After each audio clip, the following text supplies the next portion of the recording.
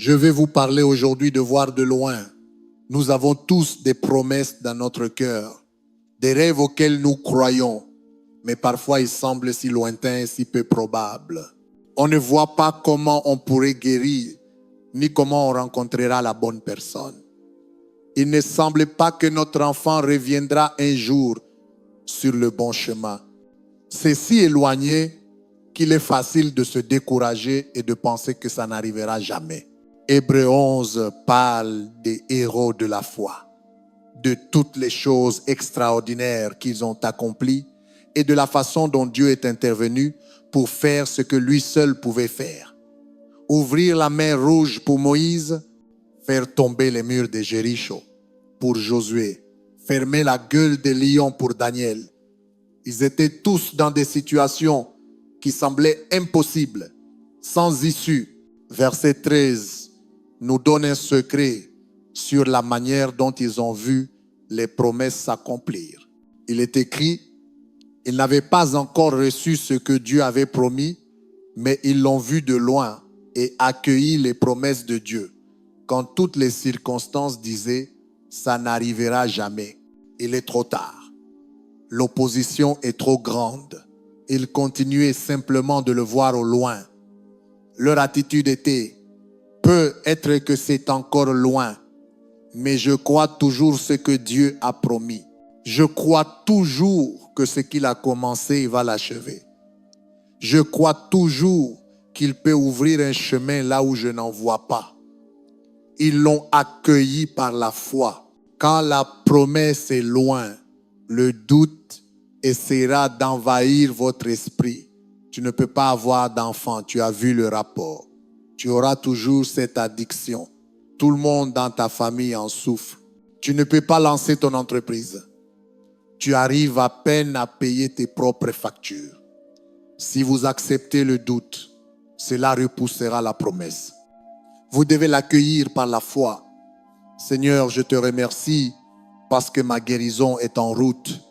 Merci parce que la liberté arrive. Merci parce que mon enfant change de direction. Merci parce que l'abondance est dans mon avenir. Ça peut sembler loin, mais vous dites, viens, guérison, tu es la bienvenue ici. Abondance, tu es la bienvenue ici.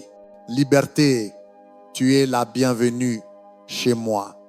Plus vous l'accueillez, plus vous remerciez Dieu et croyez que cela va arriver, plus cela se rapproche.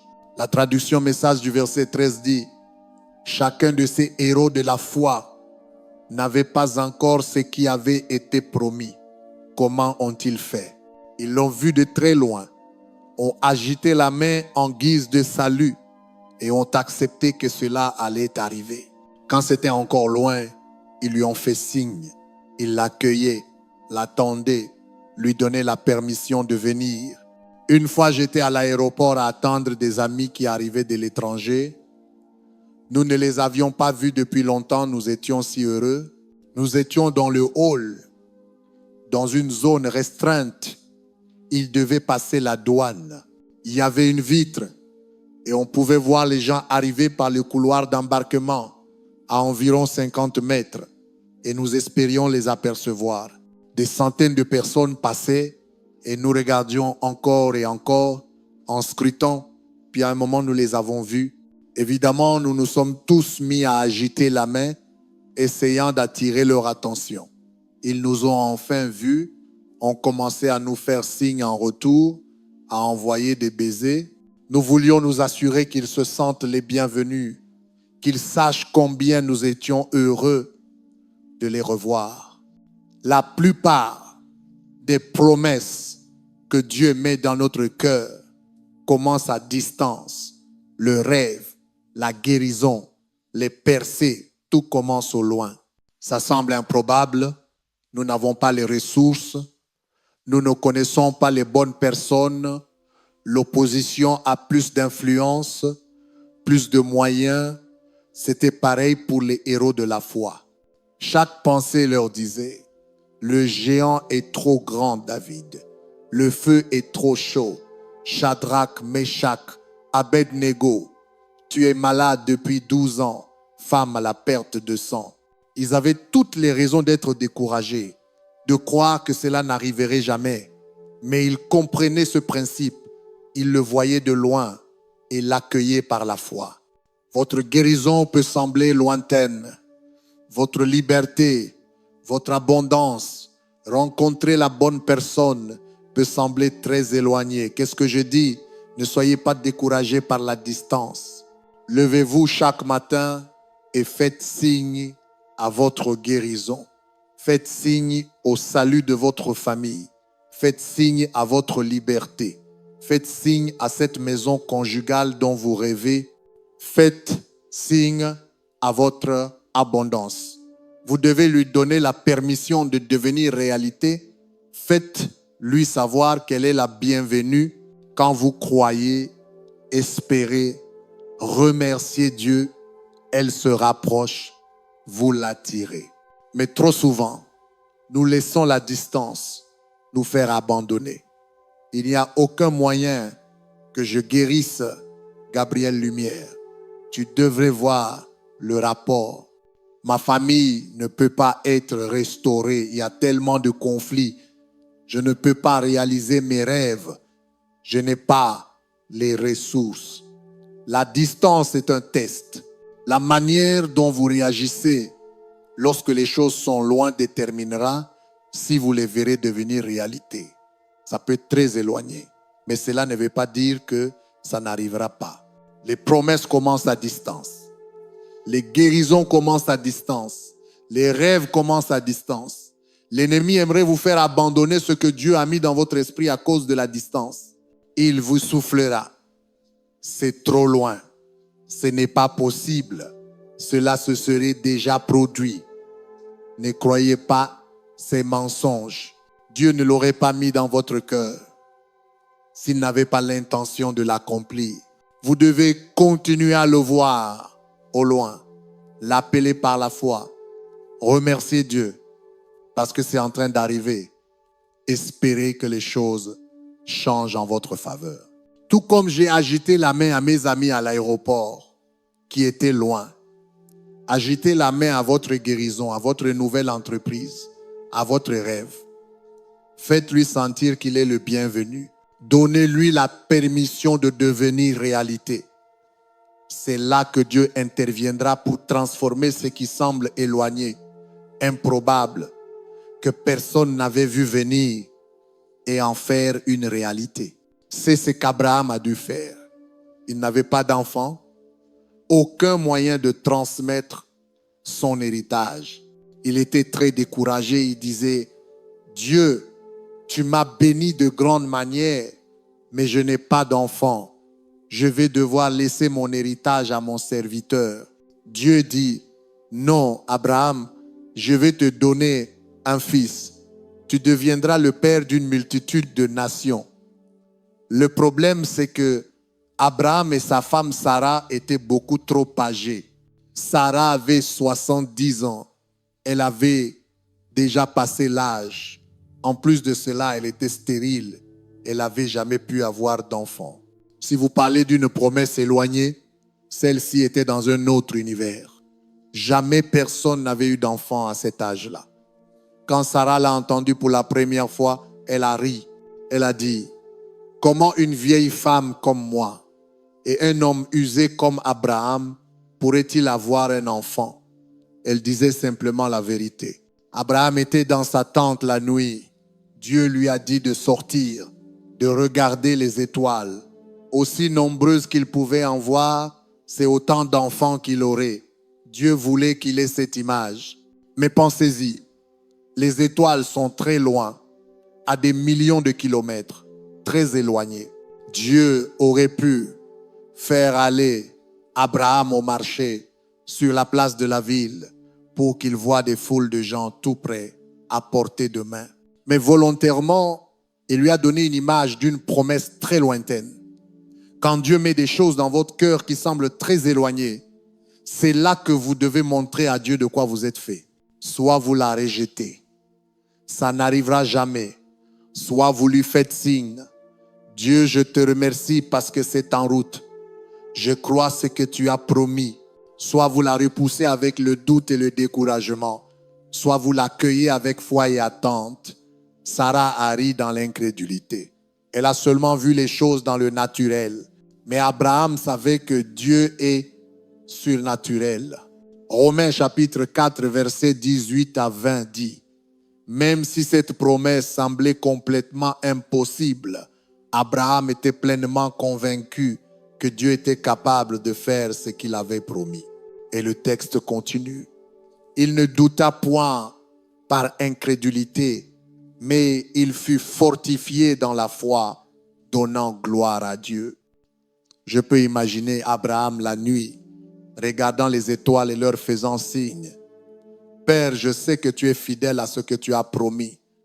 Je te remercie parce que mon fils est en route. » Il resta fort dans la foi en continuant de remercier Dieu parce que cela arrivait. Quand la promesse est au loin, très éloignée, vous aurez plein d'occasions d'être découragé, de vous fatiguer. Des pensées vous diront, ça ne marchera pas. Tu as vu les rapports, c'est trop tard. Ignorez tout cela et continuez de la voir au loin. La distance ne signifie pas que Dieu ne va pas le faire. La plupart de ces promesses commencent loin. Si c'était proche, pratique, si vous pouviez tout comprendre, si vous aviez tout ce qu'il faut, alors cela ne demanderait pas la foi. Dieu va mettre dans votre cœur des choses qui semblent improbables, qui ne sont jamais arrivées dans votre famille. Toute votre logique vous dit impossible.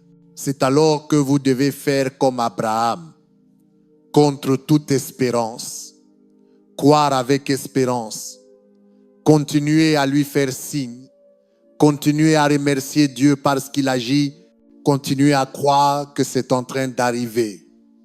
Abraham avait cette promesse depuis 1 an, toujours pas de bébé, 2 ans, rien, 5 ans, toujours rien. C'était déjà impossible. Et avec chaque année qui passait, cela semblait de plus en plus improbable. Que faites-vous quand vous faites les choses correctement, mais rien ne s'améliore, ça ne se rapproche pas? Cela ne veut pas dire que Dieu ne travaille pas. Vous devez continuer à le voir par la foi. Continuez à lui faire signe. Continuez à parler comme si cela venait. Continuez à espérer un changement. Ne soyez pas influencés par la distance, mais soyez pleinement persuadés que Dieu accomplira ce qu'il a promis. 20 ans plus tard, Sarah conçut et donna naissance à un fils à l'âge de 91 ans. Il y a peut être des choses pour lesquelles vous priez qui semblent très lointaines. Aucun signe dans le naturel. Des pensées vous disent, ça ne marchera jamais.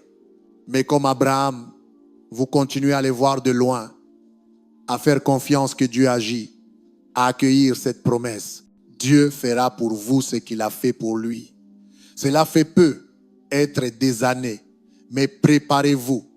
Des percées arrivent, la guérison arrive, ce bébé arrive, votre promotion arrive. Soudainement, les choses vont changer. Vous ne pourrez pas l'expliquer. Ça semblait si loin, mais voici la clé. Dieu sait comment accélérer les choses. Il peut hâter ce qui devrait prendre des années. Un seul toucher de sa faveur, et ce que vous voyez de loin deviendra soudainement une réalité. Si Abraham était ici aujourd'hui, il vous dirait, ne soyez pas découragés par la distance. N'arrêtez pas de croire, parce que cela semble loin. Vous êtes plus proche que vous ne le pensez. Vous êtes sur le point de voir Dieu faire quelque chose que vous n'avez jamais vu. Quand j'étais enfant, nous étions 5 enfants à la maison. Nous vivions sur un terrain de nacre à la campagne et nous avions 2 chiens. À une époque, nous avions aussi quelques poules et des coqs dans un enclos à l'arrière. Ils s'échappaient tout le temps. Nous devions aller chez les voisins pour récupérer nos poules en cavale. Notre chien Scooter, un gros berger allemand, se mêlait constamment des affaires des autres. Les voisins appelaient « S'il vous plaît, venez chercher votre chien ». En résumé, Mon père en avait assez de tous les tracas que causent les animaux. Mais quand j'avais 7 ans, ma sœur Tamara, qui a 18 mois de plus que moi, a décidé qu'elle voulait des lapins. Elle a demandé à mon père. Eh bien, papa n'a pas eu besoin de réfléchir. Il a dit, aucune chance, Tamara, nous n'aurons pas de lapins. Mais cela lui est passé par une oreille et est ressorti par l'autre.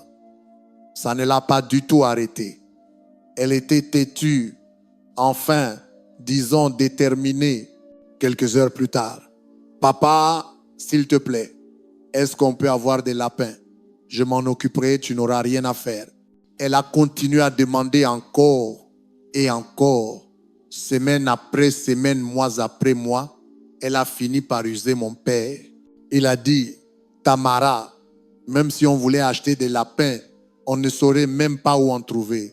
Tamara a répondu, si, je sais papa, je sais exactement où en trouver. Il a dit, où ça? Elle a dit, monte dans la voiture, je vais te montrer. Nous sommes tous montés. Elle a demandé à papa de conduire en direction de l'église. Nous habitions à Amble, on a pris l'autoroute 59 et commencé à rouler. Environ 10 minutes plus tard, elle dit, ralentis, ralentis, puis elle pointe vers la droite et dit, c'est là.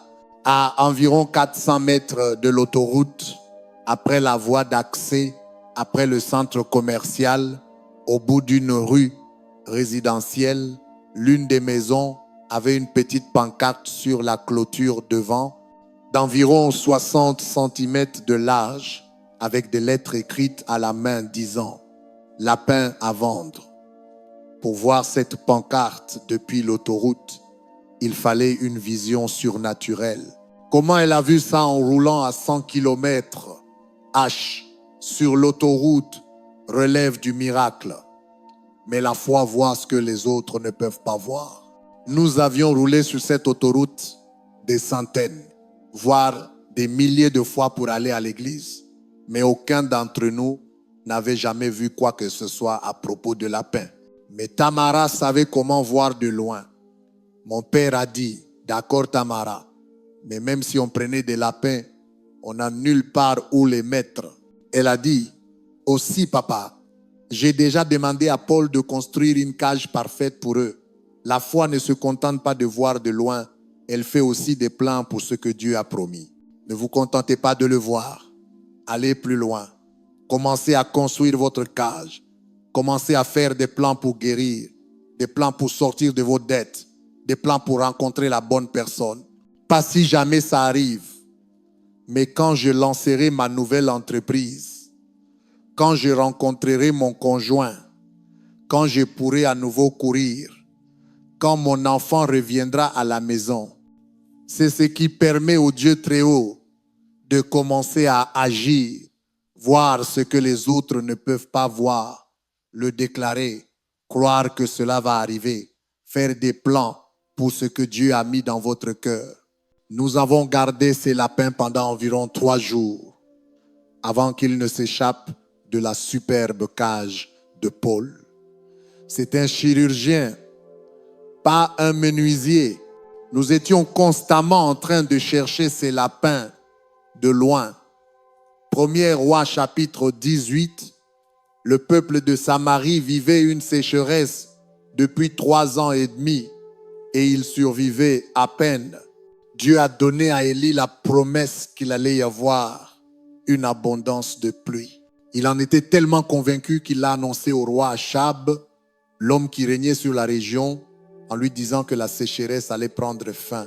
Il n'a pas seulement entendu la promesse, il a déclaré ce que Dieu avait dit. Il parlait comme si cela allait arriver. Je suis sûr que Achab a pensé, Élie, il n'y a pas un nuage dans le ciel. Aucun signe de pluie, ça n'a aucun sens. Mais la foi voit ce que les autres ne peuvent pas voir. Élie est monté en haut du mont Carmel et a commencé à remercier Dieu pour la pluie qui arrivait. Le remerciant pour quelque chose qui semblait encore très loin. Il a demandé à son serviteur d'aller de l'autre côté de la montagne pour voir s'il y avait un signe de pluie. Il espérait un petit encouragement. Dieu Je le vois par la foi. Mais montre-moi au moins quelques nuages, un petit changement. Le serviteur est revenu et a dit, Élie, rien. Le ciel est parfaitement clair. Il n'y aura pas de pluie. Le serviteur ne voulait pas mal faire. Il ne faisait que rapporter les faits. Mais pour rester dans la foi, vous devez ignorer les rapports négatifs. Tout le monde ne peut pas voir ce que vous voyez. Ils n'ont pas entendu ce que vous avez entendu. C'est trop loin pour qu'ils puissent le percevoir. Ils vous diront, il ne pleuvra pas. Tu ne guériras jamais. Tu ne briseras jamais cette addiction.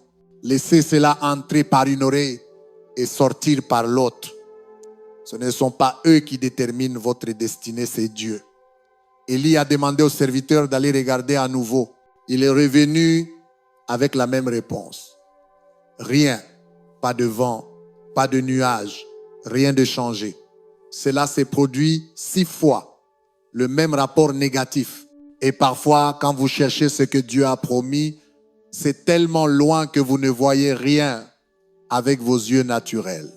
Ce n'est pas encore visible. C'est à ce moment-là que vous devez utiliser vos yeux de la foi. Je ne me sens pas encore mieux, mais par la foi, je vois ma guérison.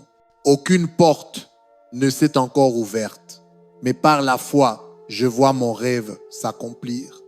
Mon enfant est encore perdu, mais par la foi, je le vois accomplir sa destinée. La 7e fois, le serviteur est revenu et a dit, cette fois, j'ai vu un petit nuage de la taille de la main d'un homme dans le ciel.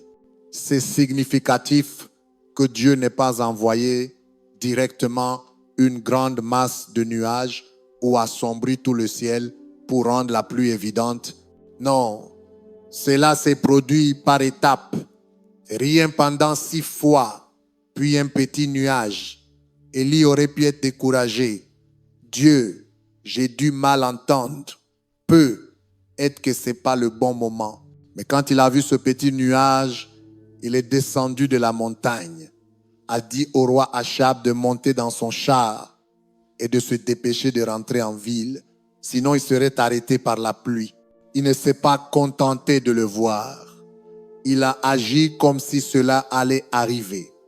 Peu après, les cieux se sont ouverts et la sécheresse a pris fin. Il y a peu être des promesses que Dieu vous a données, mais elles vous semblent aujourd'hui très éloignées. Il est tentant d'arrêter d'y croire. Mais comme Élie, vous devez continuer à les voir au loin, à faire signe à ce que Dieu a promis, à vous attendre à ce que les choses changent en votre faveur. Quand vous les accueillez, vous leur donnez la permission de venir. Si Élie avait douté, s'il avait parlé de défaite, s'il s'était laissé convaincre par son serviteur que ça n'allait pas arriver, nous ne serions pas en train d'en parler aujourd'hui. Il y a des niveaux de votre destinée que vous ne pouvez pas atteindre sans voir au loin, sans croire quand tout semble loin, sans possibilité visible. C'est cela qui distingue les gens ordinaires des héros de la foi.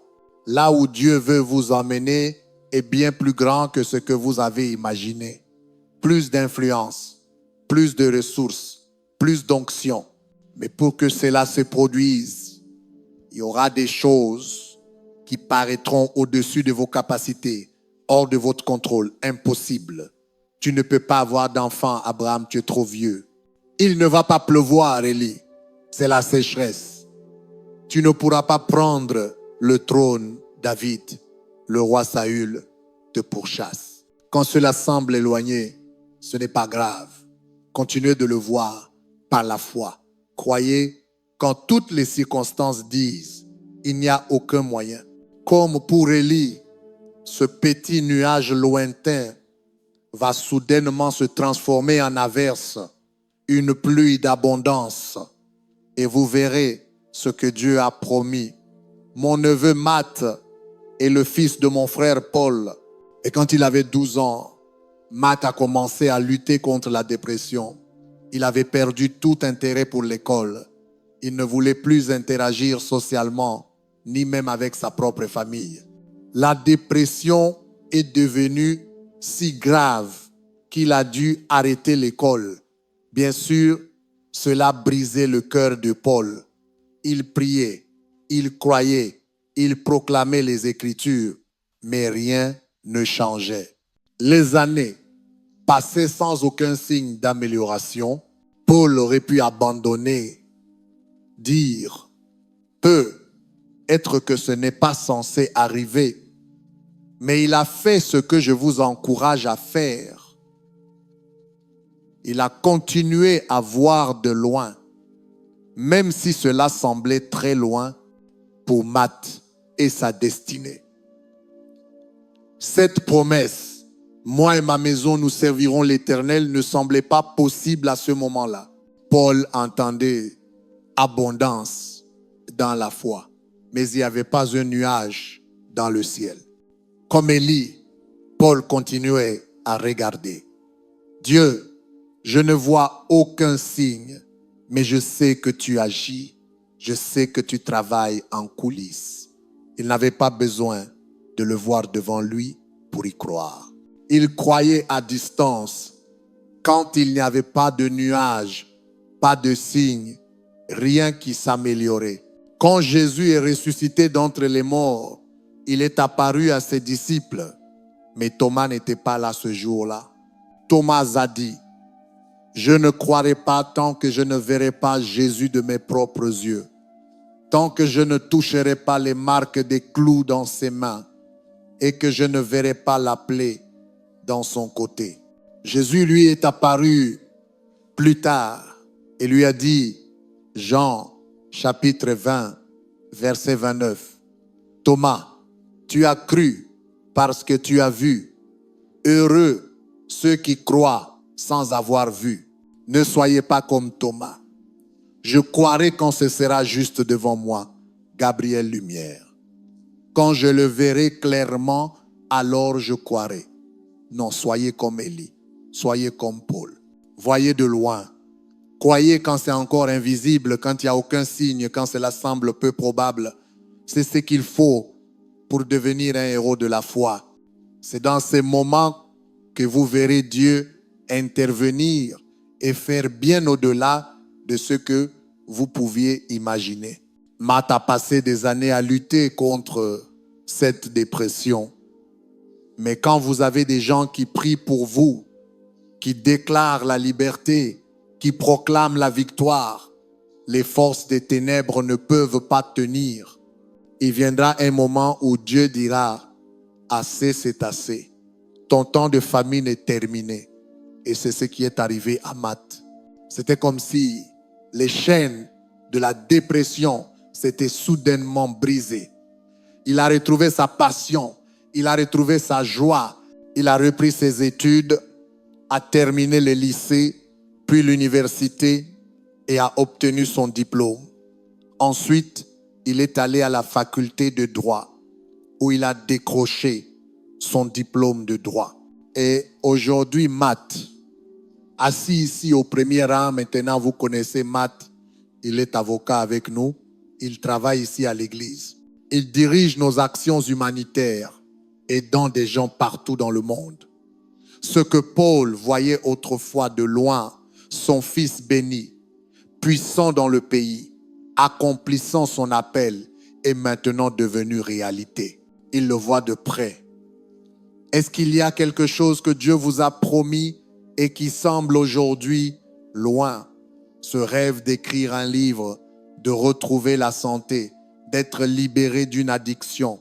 Vous ne voyez aucun signe que cela arrive. Alors vous êtes exactement là où Paul était, exactement là où Abraham était. Ne laissez pas la distance vous décourager. Osez le voir par la foi. Quand le fils prodigue a quitté la maison et a gaspillé tout son argent en faisant la fête et en menant une vie déréglée, il est devenu si désespéré qu'il a décidé de revenir chez son père.